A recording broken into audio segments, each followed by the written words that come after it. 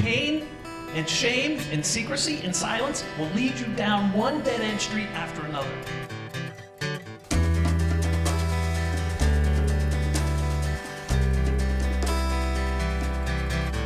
I grew up in Stillwater, and I lived at a lake community.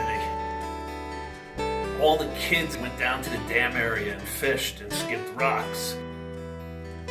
It was a perfect place to grow up, or so it seemed at least. At the age, I'm sorry, this is so hard. You were 7. Yeah. And he started abusing you. Yep. Until you were 12. Right. Clark Fredericks was a typical kid looking forward to summer camp and Boy Scouts.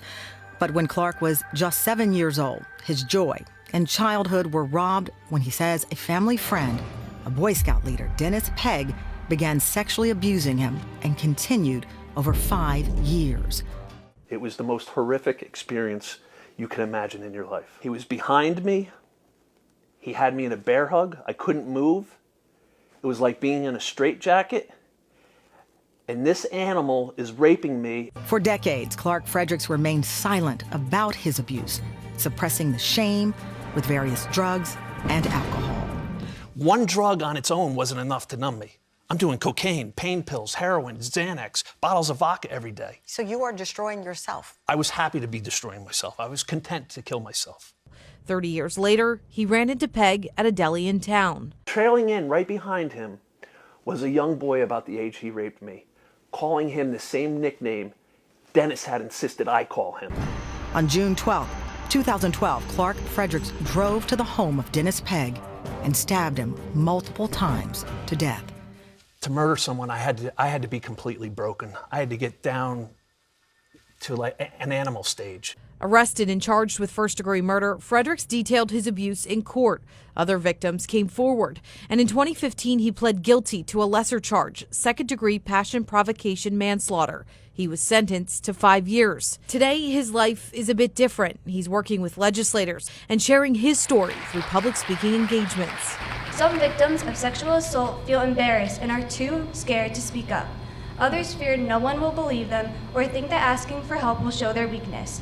Clark's story is a unique story that shows the exact opposite of these fears and demonstrates the importance of reaching out. Statistics say 1 in 4 girls and 1 in 6 boys before the age of 18 will face some form of sexual abuse. I carried abuse through these halls from 7th grade onward. My story isn't solely about molestation.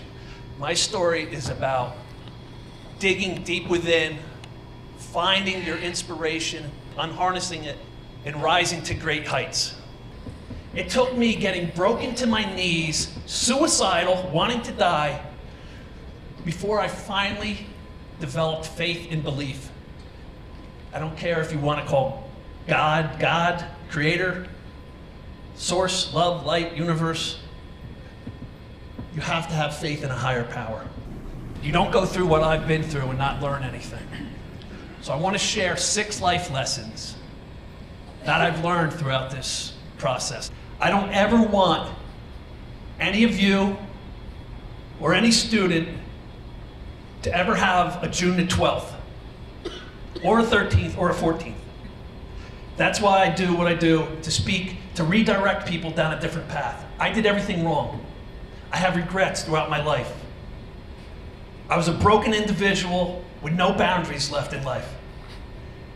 It doesn't have to be that way. Opening up, becoming transparent, remember those life lessons, and healing will take your life in a new direction.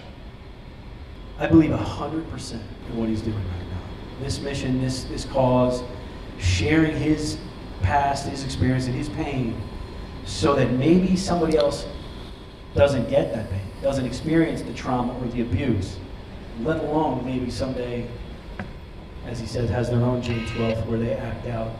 And I'm with him 100%. Listen, I arrested him. I helped prosecute him. I put him in prison. But I'm proud to be standing here right next to him. Thank you.